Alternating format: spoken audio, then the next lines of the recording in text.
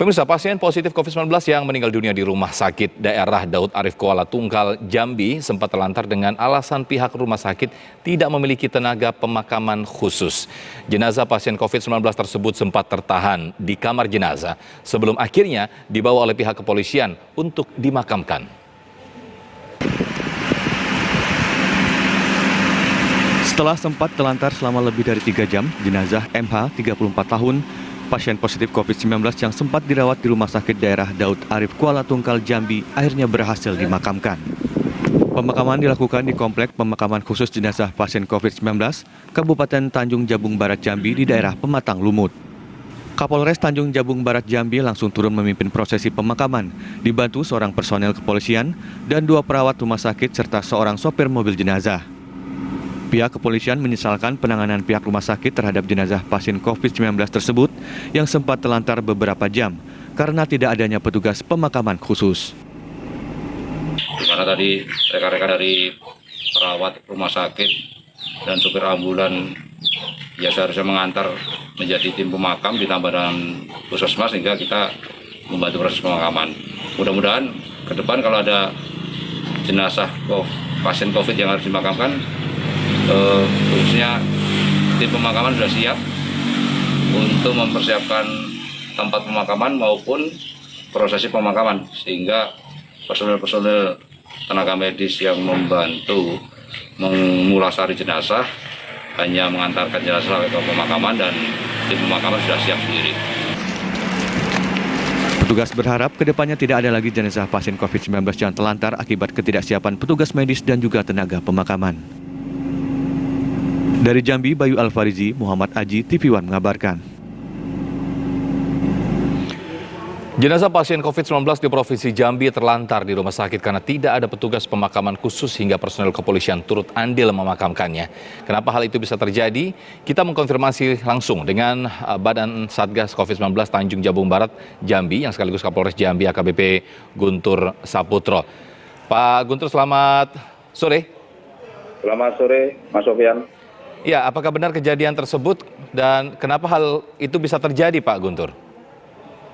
Situasi yang terjadi kemarin sebenarnya kurang lebih pukul 10 pagi kita mendapatkan telepon dari rumah sakit bahwa pada hari Minggu kurang lebih jam 7 pagi terjadi 1 pasien hasil tes rapid yang reaktif 2 kali rapid test itu meninggal dunia. Kemudian jam 10 pagi kita mendapatkan telepon untuk minta bantuan pengawalan menuju ke tempat pemakaman khusus COVID.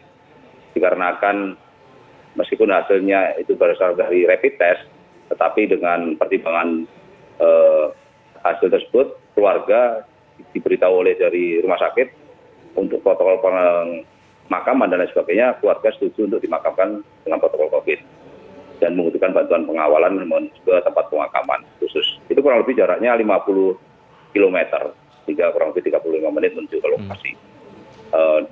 Sebelum berangkat, karena selaku Badan Satgas COVID, kita menyampaikan kepada pihak rumah sakit untuk memastikan terkait dengan kesiapan tempat pemakaman maupun petugas pemakaman. Dan saat itu Direktur Rumah Sakit sudah menyampaikan bahwa hasil koordinasi dengan bidang penanganan, petugas penggali makam dan petugas pemakaman di lokasi sudah siap, baik personil maupun kelengkapan APD-nya. Sehingga kita menyampaikan kepada tim pengawalan untuk segera bergegas menuju ke rumah sakit dan mengawal hingga ke tempat pemakaman.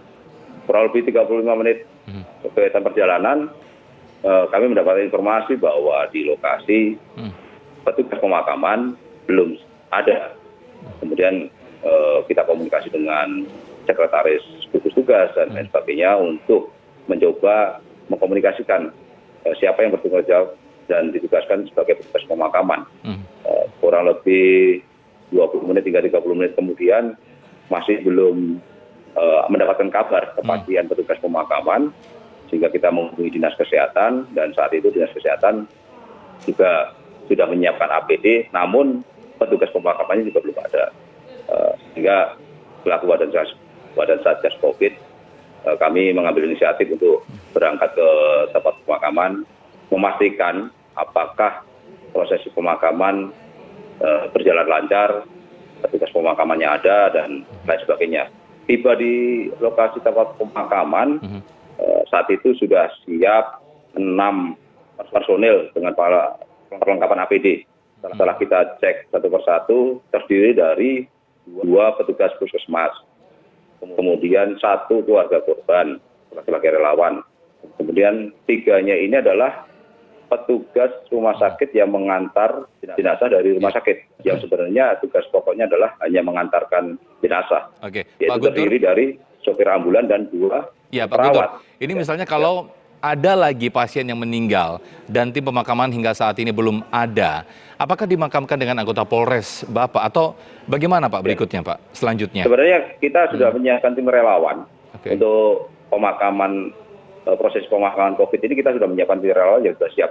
Hanya kemarin karena memang menurut laporan dari Direktur Rumah Sakit bahwa tim pemakaman sudah siap di lokasi sehingga tim relawan ini kita siagakan. Tim relawan COVID khususnya pemakaman ini memang kita siapkan jauh-jauh hari, 3 bulan yang lalu, dan sudah kita lakukan proses pelatihan dan kita siagakan mengantisipasi manakala ada situasi darurat, force major, ada banyak ataupun lebih pasien COVID yang mungkin situasinya perlu bantuan untuk pemakaman, mungkin lebih dari 1, Ya.